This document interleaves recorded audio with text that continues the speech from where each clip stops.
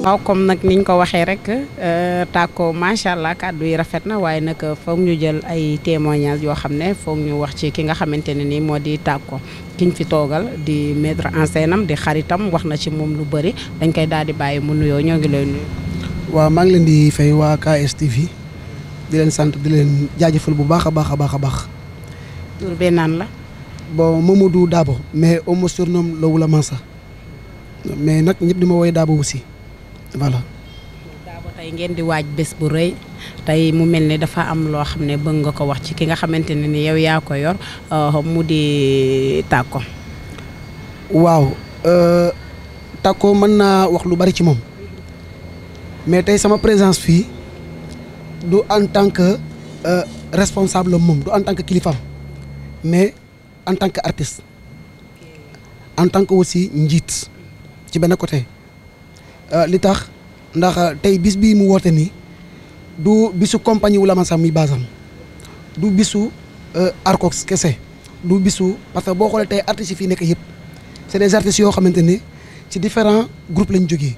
li ko waral mooy moom jëmmam mais aussi avec le partage li ñuy wax ci art c'est un monde de donner et de recevoir et puis aussi c'est le partage donc bis bi nga xamante ne tey moom la taxawal. bisu département Kër Massar yëpp la buñ ne département Kër Massar ça touche Yëmbal Malika Boune Benn Barak et cetera donc bisu département bi la donc muy 72 heures yoo xamante ne da koy def donc mu doon loo xamante ne da ci rendre hommage aussi ses amis ñoo xamante ne wax na leen ko sànq ci biir waxtaan ne am na ñoo xamante ne ñàkk na ci ay nitam te aussi ñoom it ñi ay artistes aussi donc mu am ci tamit koo xamante ne c'est un artiste renommé aussi quoi qu'on puisse dire. muy Ale Samb parce que Ale Samb ku ko xam aussi ku xam Sa Thiès xam Ale Samb moo ko doon tëggal donc tey yàlla def na ni nekku fi defaluñu ñoom defaluñu yàlla li tax yàlla yóbbu leen ñu bàyyi ñu fi ñu nit kasaalika donc buñ ñëwee ci Tako Tako ñëpp la pour dire vrai man mi ko yor xam naa si dara parce que yaakaar ne je suis bien placé pour wax ci moom Tako ñëpp la Tako du mer du gedd du gaaw a gis boppam. te nit dafa am loo xam ne da nga ko koy fonkal mooy nit da nga koy fonkal kilifam fonkal ko kàddoom mais fonkal ko aussi bisam surtout donc bis bi aussi mu jël ko tamit wëlbati ko joxaat ko nit boo xamante ni man sama doomu ndey la sama xarit la sama waay la mu doon koo xamante ne c'est quelqu'un boo xamante ne man je l'estime muy Cheikh Omar Diaw parce que nit ku baax la nit ku yaru nit koo xamante ne kuñ ko tuddee rek kuñ ne bis bi ka lañ ko tuddee ñu ne Cheikh Omar Diaw donc bisu artistes yëpp la boo xoolee tey artistes yi def vidéo yëpp c'est des artistes yoo xamante ne yàlla dimbale na leen ci art bi lu rafet la ñu xam ndax Cheikh Omar tamit tey bu fekkee dafa nekkoon ci biir art bi muy yàq Tako du ko tuddee bis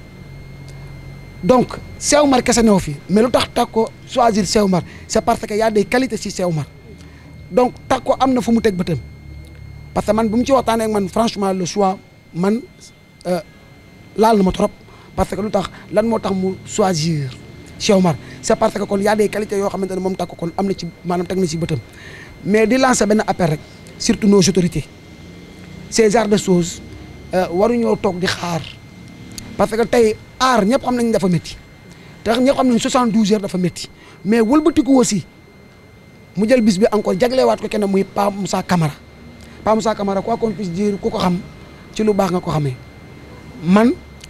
benn yoon laa commencé rencontrer mais j'ai vu un homme humble un homme spécial boo xamante ni il fait que maanaam deful dara lu dul social donc lu mel noonu ba pare moom mu dëkk ci koñ bi aussi moom Pa Moussa Tako jël bis bi aussi moom parrainé ko encore jox ko kon gis nga mu jël ñaari personnes yoo xamante ne c'est des personnes différentes mais boo xoolee ñoom ñoo bokk ci benn lancé donc bis boobu tey bu ko Tako taxawalee Tako moomatu ko mais askanu Kër Massar moo ko moom loolu moo tax tey artistes yi nga fi gis ni yëpp ñii dañoo nekk cosaan ñii nekk acte ñii nekk mais ñun ñëpp boo xoolee Arco mooy suñu yaay mooy suñu pap Arco tamit jël am expérience am aussi esprit de partage jël lépp mettre ko à la disposition ci bis bi donc di jaaree foofu aussi di leen gërëm aussi franchement pour dire vrai parce que dañu ne feccum liir bu neexee ndey jaa jàpp ci mbagg ya mais lancer bu may lancer rek appel bi mooy nos autorités nañ jéem a fexe ñu approcher les artistes te xam ne gis nga culture dans le monde ne peut pas avancer sans la culture bañ nañu ba ci constitution Sénégal boo xoolee premier point lu ñu ci njëkkee wax boo xoolee lu muy teg c'est la culture, l'art et la culture.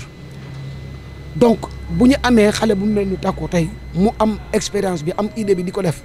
mais autorité yi nañu approché xale yi jéem leen jàppale parce que organisation dafa métti di nga am siège di nga am base di nga am et cetera donc fan lañ koy jëlee donc dañuy obligé di dawantu fii te tandis que ñun boo xoolee ñoom lu ñuy def ñun artistes yi lu ñuy def ñun ñoom lañ koy defal donc defal boobu ñoom ñooy suñuy njiit nañ ñëw jàppale ñu jàppale xale yi aussi parce que aussi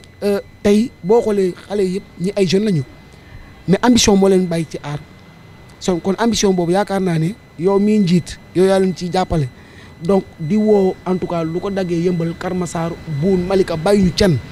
ñëpp ñoo jàpp ci bis bi comme tey artistes yi ni ñu ko defee parce que lii partage la tey lii boo xoolee lii da nga naan man dama naan art mi ngi fi bëgg mi ngi fi mais lan moo des mooy appui donc ils n'ont qu'à essayer d'appuyer les jeunes pour bu ko defee lii parce que Tako tey lu mu def nii man dama ko rafetlu parce que dafa woote wax naa leen ko démb ma ne leen bis bi du Tako mais art moo ci gagné donc li art di gagné nag yëfi ñëpp la te yëfi ñëpp nag na ci ku nekk dugal sa loxo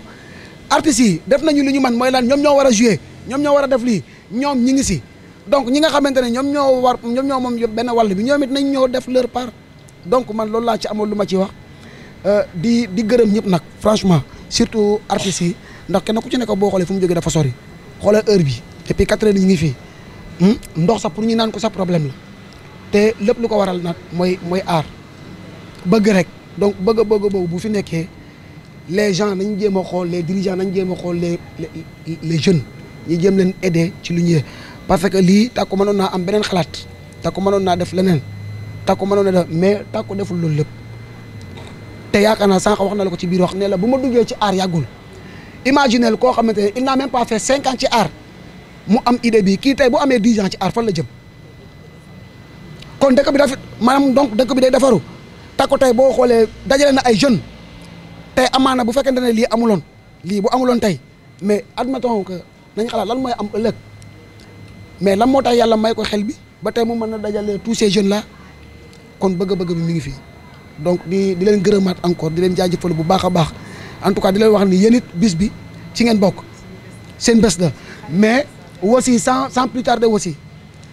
di gërëm Laasana Laas c'est le metteur en scène de l'ARCO man je suis seul le chorégraphe mais moom Tako dafa jël mbir mi teg ko suñu loxo mais là c'est quelqu'un de boo xam ne il est exceptionnel parce que ñëpp xam nañ ne jiite yombul jiite sa groupe rek yombul mais rawatina nga bëgg a jël artistes des différents artistes ci loo xamante ne diggante boo xam ne dafa gàtt donc loolu humble moo la koy may et grandeur moo la koy may donc man bu may tirer chapeau Laasana laay tirer chapeau pour dire vrai parce que ñëpp xam nañ ni carrément mise en scène c'est pas facile yombul donc du nelaw guddi du nelaw bëccëg man waxuma sama bopp parce que man dama jëlale sama bopp parce que man bàyyi laa loolu laa ko mën a wax Tako man doom la ci man mais nag bis bu baaxee man damay jàppee ni Laasana la te gëm naa ni dafay baax parce que nit ki lépp loo def ci xol bu rafet rek yàlla dala koy fay donc loolu laa ci amoon lu ma ci wax franchement pour vous